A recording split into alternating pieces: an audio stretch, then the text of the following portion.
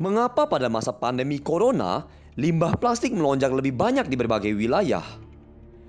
COVID-19 bukanlah pandemi pertama yang pernah terjadi. Dulu di awal abad ke-20, ada flu Spanyol yang sempat merenggut seperempat populasi manusia saat itu. Namun, pandemi COVID-19 yang mulai merebak pada akhir tahun 2019 lalu di Wuhan, China, bukan hanya di luar perkiraan, tapi juga tidak dapat diterka. Seketika semua kehidupan di berbagai belahan dunia berubah drastis. Perubahan itu mulai dari masalah kesehatan, lingkungan, sosial, bahkan ekonomi. Dari segi lingkungan ada sedikit perubahan lebih baik. Kita lihat langit Jakarta.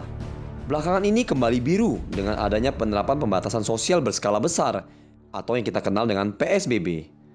Dan dari sisi ekonomi, mereka yang biasa bergantung pada kerja harian untuk mencari nafkah, misalnya seperti ojek online dan pengemudi taksi, tidak lagi dapat mencapai target harian mereka. Bahkan beberapa perusahaan ataupun manufaktur terpaksa merumahkan atau memutuskan hubungan kerja dengan para karyawan mereka. Dan di sisi lain, secara saintifik, lembaga-lembaga kredibel seperti WHO, CDC, dan beberapa sektor farmasi swasta juga sedang berupaya keras mencari vaksin atau obat yang bisa menangkal virus corona. Selain itu, dari sisi gaya hidup kaum urban, terutama bubble kota misalnya seperti Jakarta, turut berubah total. Semua menerapkan kerja dari rumah, sekolah dari rumah, penggunaan masker, penggunaan hand sanitizer, dan selalu mencuci tangan secara rutin, bahkan adanya pengecekan suhu badan.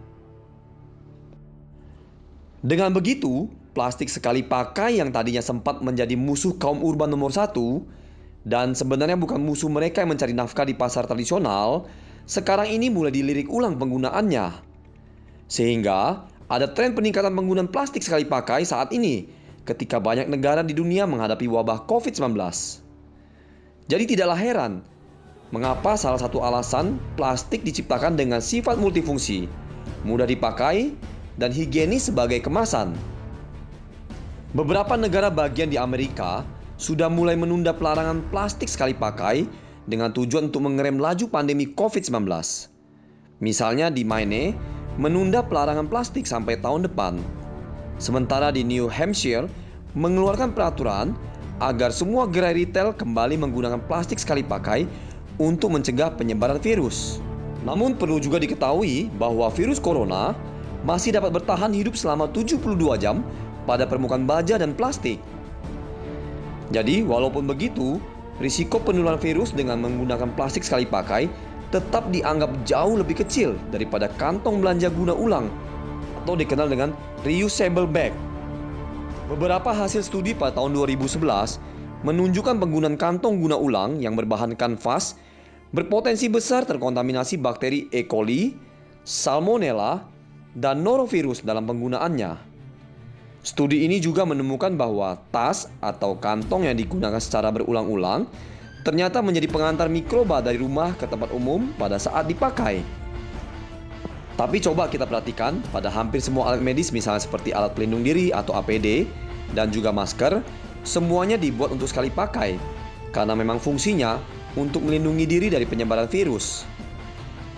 Bahkan beberapa perusahaan-perusahaan yang biasanya meretail kopi mulai menolak untuk menggunakan tumbler guna ulang yang dibawa oleh pelanggan karena alasan kurang higienis. Maka menjadi tidak heran jika penggunaan produk berbahan plastik menjadi meningkat pada masa pandemi ini, sehingga turut memicu peningkatan limbah plastik. Namun hal ini dapat dimengerti, karena pada masa pandemi semua orang menjadi hypervigilant karena sekarang kesehatan adalah nomor satu. Apabila warga menjaga kesehatan dengan baik, maka berkuranglah pekerjaan pemerintah. Rumah sakit tidak akan over kapasitas dalam menangani pasien, dan jumlah korban COVID-19 dapat ditekan. Walaupun begitu, hal ini bukan berarti bahwa sampah dari plastik sekali pakai tidak perlu dikelola. Di masa-masa sulit ini, dan dengan kebutuhan barang higienis sekali pakai yang melambung tinggi, sudah selayaknya seluruh pemangku kepentingan termasuk industri, pemerintah, serta konsumen hendaknya semakin serius lagi dalam mengelola sampah plastik.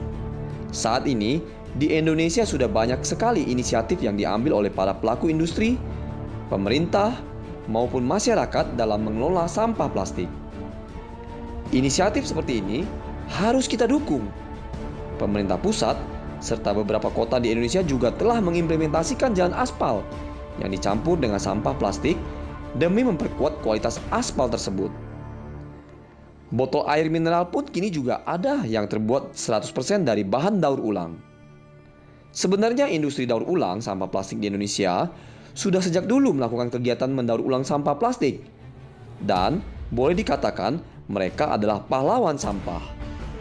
Selain mengatasi polusi lingkungan karena sampah plastik, mereka juga menyerap tenaga kerja dari sektor informal seperti pemulung, dan bahkan ada ratusan unit usaha daur ulang di Indonesia. Banyak di antara mereka adalah unit usaha kecil dan menengah. Jadi permasalahan kantong plastik sekali pakai ini pada dasarnya bukan terletak pada barangnya, namun ada pada pengumpulan dan pemilahan sampahnya. Angka konsumsi produk plastik di Indonesia pun sebenarnya masih jauh di bawah angka konsumsi di negara-negara ASEAN. Apalagi negara-negara maju lainnya seperti Amerika maupun negara-negara di Eropa. Dan sebenarnya pengelolaan sampah plastik ini bukan cuma tanggung jawab pemerintah saja, karena pemerintah pun sudah sejak dulu menyerukan pemilahan sampah di rumah agar sampah plastik dan sampah lainnya yang layak daur ulang dapat didaur ulang kembali. Peran industri pengelolaan sampah semakin dibutuhkan untuk memastikan agar sampah rumah tangga tidak perlu sampai ke tempat pembuangan akhir, namun dikelola di tempat kelola sementara, dan menyalurkan sampah plastik layak daur ulang ke tempat daur ulang. Dan yang terakhir adalah yang tidak kalah penting, bahkan boleh dikatakan sangat penting, yaitu peran dari para konsumen. Mereka harus memiliki kesadaran tinggi untuk turut berperan aktif memastikan sampah plastik dipilah untuk kemudian didaur ulang kembali.